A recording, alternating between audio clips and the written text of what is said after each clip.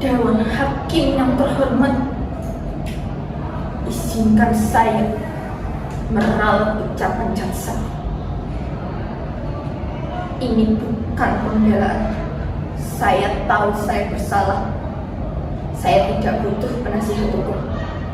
Saya tidak mampu dan tidak mau membayar orang untuk membela saya. Beliau bilang hukum itu harus ditegakkan sesuai agar terjadinya keadilan. Apa itu keadilan? Saya mengenal betul apa itu keadilan, tapi saya gak pernah merasakan bahkan melihat keadilan terjadi di negeri ini untuk orang seperti saya.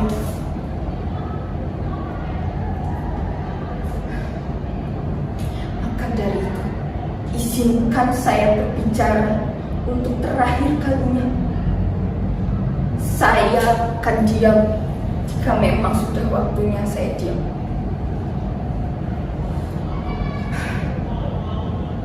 Saya Sumarah. Saya seorang perempuan berumur 36 tahun. Saya seorang TKW. Babu! Jangan meneriaki dulu. Saya belum selesai. Ya, saya memang babu. Tapi justru itu, saya hebat. Saya hebat karena saya berani memilih tempat terbawa pada struktur manusia. Saya seorang pembunuh, seorang pesakitan. Tapi sebelum kalian menghukum saya, izinkan saya berbicara untuk terakhir kali. Dan saya akan diam. Diam untuk selamanya.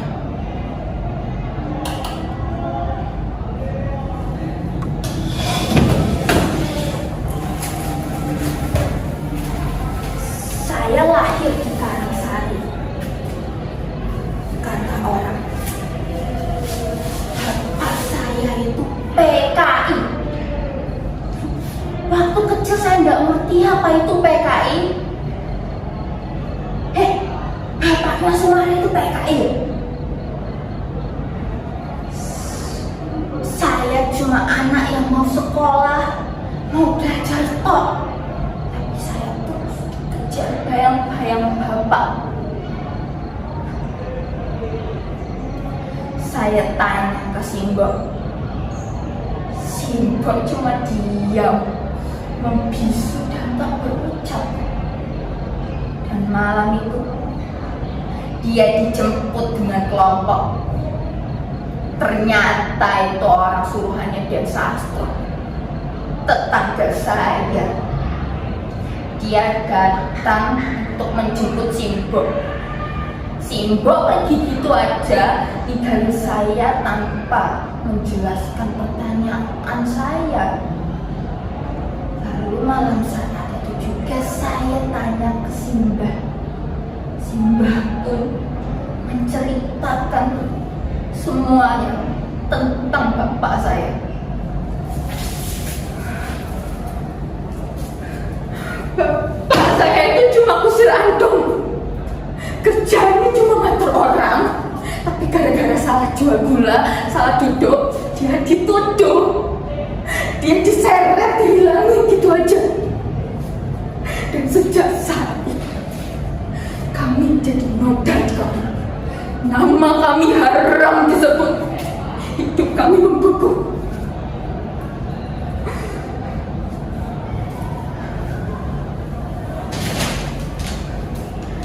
Saya belajar keras. Saya punya ijazah.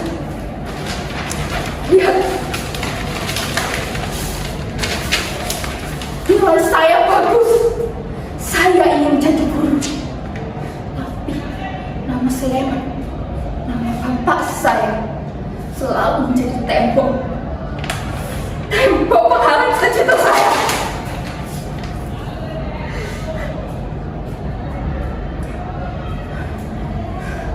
Lalu saya jatuh cinta. Jatuh cinta dengan Mas Edi. Dia bilang saya pintar.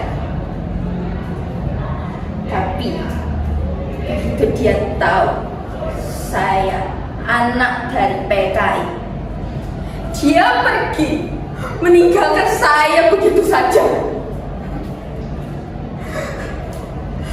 Apakah semua orang akan menyiksa saya terus jika saya gak milik bapak saya?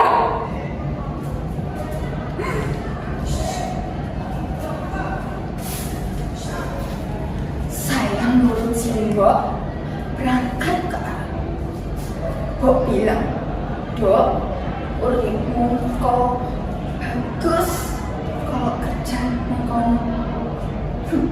Kenyataannya saya disiksa, dipaksa kerja 20 jam sehari, setahun kerjanya untuk tetek bengek tanpa nama.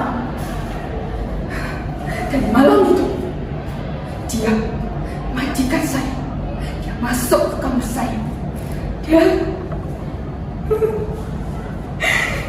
memperkosa saya, dia memperkosa saya, menyiksa saya seperti binatang.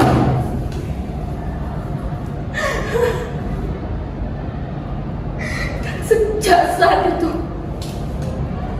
saya sadar bahwa di negeri ini saya hanya rakyat sempat, bahwa di negeri orang saya bambu. Dan untuk pertama kali saya nekat. Saya ambil pisau, saya tusuk dia.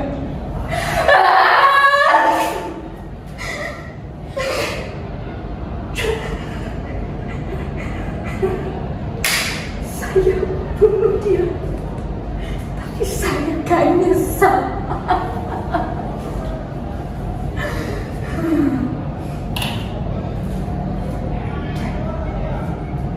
Saya siap diadili, saya siap dihukum mati, karena hidup saya sudah mati sejak lama, dibunuh oleh stigma, oleh sejarah, oleh sistem yang gak pernah adil kepada orang seperti saya.